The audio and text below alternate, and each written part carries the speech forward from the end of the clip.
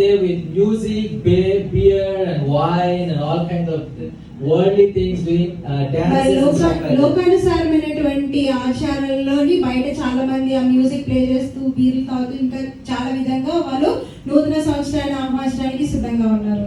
But we are all gathered, united in one heart and expressing our thanks to God. మరి ఇక్కడ ఏ ఆత్మతోటి మనం కూడుకొని దేవుడు చేసిన కార్యాల కొరకు మనం కృతజ్ఞతలు చెప్పడానికి ఈ ప్లేస్ లో మనం ఉన్నాము. In Psalm 92 the Bible says that it is good to praise the Lord. మరి కీర్తనలు 92 ఈ విధంగా ఉంటుంది, అది దేవుడిని స్తుతించడం ఎంతో సంతోషం. And to sing praises to his name. ఆయన నామానికి మనము స్తుతులు చెల్లించడం. Says proclaim your love in the morning. ఆయన యొక్క ప్రేమను మనం ఉదయకాల సమయంలో జ్ఞాపకం చేసుకోవాలి. And his faithfulness at night. ఆయన యొక్క ఆయన యొక్క నమ్మకత్వాన్ని మన రాత్రి పూట జ్ఞాపకం చేసుకోవాలి. So it is good that we have gathered here to praise and worship and sing praises to the Lord. అయితే ఈ సమయంలో మనం ఇక్కడే ఉండి ఆయనకు స్తుతులు చెల్లించడానికి సిద్ధంగా ఉండడం ఎంతో ధన్యత. And to proclaim his love and his faithfulness. ఆయన యొక్క ప్రేమను ఆయన యొక్క నమ్మకాన్ని మనం వ్యక్తపరచడానికి ఉన్న దీన్ని బట్టి వందనాలు. Especially the first thing we are here to do is to remember the goodness, the love, the faithfulness, the favor, the mercies of God. అయితే ఇక్కడ మనం ఎందుకని ఉన్నామంటే ఎందుకని ఉన్నట్టు ఆయన యొక్క ప్రేమను, కృపను, దయను, నమ్మకాన్ని, విశ్వాసాన్ని అన్నిటిని కూడా జ్ఞాపకం చేసుకోవడానికి ఈ స్థలంలో మనం కూడుకొని ఉన్నాము. And it is good that we remember God's goodness. అయితే మనం దేవుని యొక్క గొప్పతనాన్ని, మంచితనాన్ని జ్ఞాపకం చేసుకోవడం ఎంతో అవసరం. In the Bible we see it tells us that God remembered Noah.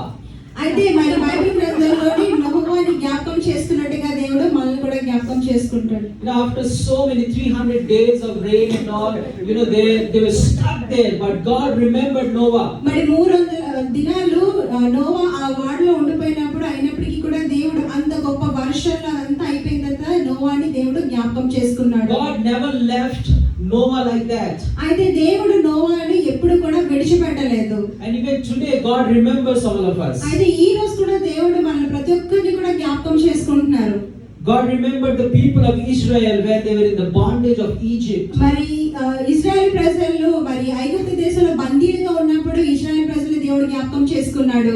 And God remembered his covenant. ఆయన అక్కడ ఇశ్రాయేల్ ప్రజలతో చేసుకున్నటువంటి నిబంధనను ఆయన జ్ఞాపకం చేసుకున్నాడు. The Bible tells us that God is thinking about us every single day. అయితే మరి బైబిల్ వాక్యం ఏం చెప్తుందంటే ప్రతి దినము ఆయన మనం జ్ఞాపకం చేసుకుంటా ఉన్నారు. So in 2024 whether you thought about God, you prayed or not, but you were on God's mind every single day. మరి 2024వ సంవత్సరంలో మీరు దేవుని జ్ఞాపకం చేసుకున్నారో లేదో తెలియదు కానీ దేవుడు మాత్రం ప్రతి ఒక్క క్షణము, ప్రతి ఒక్క నిమిషము మిమ్మల్ని దేవుడు జ్ఞాపకం చేసుకుంటూనే ఉన్నారు. Maybe it is good to remember all the problems you faced, all the success you had, all that God has done in your life. అయితే దేవుడు మన పట్ల చేసినటువంటి గొప్ప కార్యాలు, మన యొక్క వేదనల శోధ ప్రతి ఒక్క దాన్ని మనం జ్ఞాపకం చేసుకోవడం ఎంతో అవసరం. In Psalm 103:1-2 మరి కీర్తనలో 103వ అధ్యాయము 1-2 వచనాలు ఈ విధంగా చెప్తుంది. The psalmist is declaring, "Bless the Lord, O my soul, and all that is within me bless his holy name." నా పూర్ణ ఆత్మతో, నా పూర్ణ హృదయంతో దేవుని సన్నిధించుము, స్తుతించుము నా వాక్యం చెప్తున్నది. Bless the Lord, O my soul, and forget not all his benefits. నా పూర్ణ హృదయంతో దేవుడు చేసిన కార్యాల్లో ఏ ఉపకారమును కూడా మర్చిపోకుండా ఆయన నామాన్ని స్తుతించమని చెప్తుంది. And this is the time for us to open our hearts and open our minds and open our mouths and say, "Thank you, Lord, for your protection, for your guidance, for everything you have done." మరి ఈ సమయంలో ఊరకుండకుండా మన నోరు విప్పి మనం ఆయన దేవా నీవు చేసినటువంటి కార్యాలను బట్టి, నీవు మా పట్ల ఉంచినటువంటి కృపను బట్టి, మరి అలాగే ఆయన కాపుదలను బట్టి మనం ఆయనకి స్తుతులు చెల్లిద్దాం. In Deuteronomy 8:2 it says, "Remember how the Lord your God led you all the way in the wilderness for 40 years." ఉపదేశకాండం 8వ అధ్యాయం 2వ వచనం ఈ వాక్యం ఎలా చెప్తుంది? మరి ఎలాగైతే ఇశ్రాయేలు ప్రజల్ని 40 సంవత్సరాలు ఐగుప్తు బంధకాల నుంచి ఎలా అయితే దేవుడు నడిపించారో అది జ్ఞాపకం చేసుకోమని చెప్తుంది. 40 years God took care of them. మరి 40 సంవత్సరాలు మరి దేవుడు వాళ్ళని కాపాడారు. God gave them meat, God gave them heavenly food, God God provided everything they desired. మరి ఇజ్రాయెల్ ప్రజలకి ఆ సమయంలో 40 సంవత్సరాలు వారికి కావాల్సినటువంటి ఆహారాన్ని, నీటిని, ఏదైతే కావాలో సమస్తాన్ని కూడా ఆయన దయచేసి ఉంచారు. The journey was not easy. వారికి మరి ఆ ఐగుప్తు బంధకాన్ని నుంచి ఆ 40 సంవత్సరాలు నడవడం, అంత అరణ్యంలో నడవడం అంత సులభమైనది కాదు. There were no food courts in the wilderness. అక్కడ ఎలాంటి హాకర్ సెంటర్లు, ఫుడ్ కోర్ట్స్ ఏమీ లేదు ఆ ఎడారిలో. There were no NTUC in the wilderness. అక్కడ ఏమి ఎన్టీయూసీ షాపులు ఏమీ లేవు. There was no Mustafa over there. ఆ ఎడారిలో ఎలాంటి ముస్తఫా షాప్ కూడా లేదు. But God provided for them.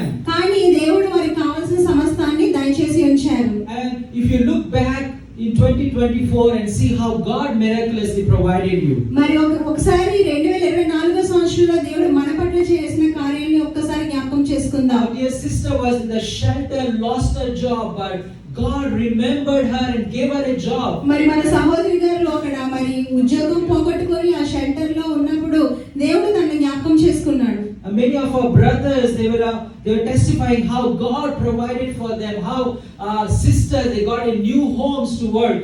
మరి మన మధ్యలో అనేక మంది సహోదరులు ఎలా సాక్ష్యాలు చెప్తున్నారు కదా, మాకు దేవుడు నూతన గృహాన్ని ఇచ్చారు, అలాగే వారికి జాబ్లు ఎలా వచ్చాయి అన్నది అనేకమైన సాక్ష్యాలు మనం విని ఉన్నాము. So we remember and praise God and thank God. ప్రతి ఒక్కటి కూడా మనం జ్ఞాపకం చేసుకొని దేవునికి స్తుతులు చెల్లిద్దాం. When we remember, we understand how wonderful, how loving our God is. ఒకసారి మనం జ్ఞాపకం చేసుకుంటే దేవుడు ఎంత గొప్ప ప్రేమమయుడు, ఎంత దయగలవాడు అన్నది మనకి అర్థమవుతుంది. The second thing we can do today is to respond to what God has done. అయితే మరి ఇంకొక విషయం మనం జ్ఞాపకం చేసుకుంది ఏంటంటే, దేవుడు మన పట్ల చేసిన కార్యాన్ని మనము దానికి స్పందించడం అన్నది తెలుసుకోవాలి. So it's a time to respond, repent and reconcile. అయితే దేవుడు చేసిన ప్రతి ఒక్క దాన్ని మనం జ్ఞాపకం చేసుకొని అలాగే పశ్చాత్తాపడుతూ అలాగే అది ఆయన తట్టు తిరగాలన్నమాట. In Acts chapter 3 verse 19 it says, repent and turn to God. మరి అపోస్తలుల కార్యాలు 3వ అధ్యాయం ఈ విధంగా ఉంటుంది, మీరు పశ్చాత్తాపపడి ఆయన తట్టు తిరగండి అని. Your sins will be wiped out. మీ పాపములన్నీ కూడా క్షమింపబడతాయి. And the times of refreshing may come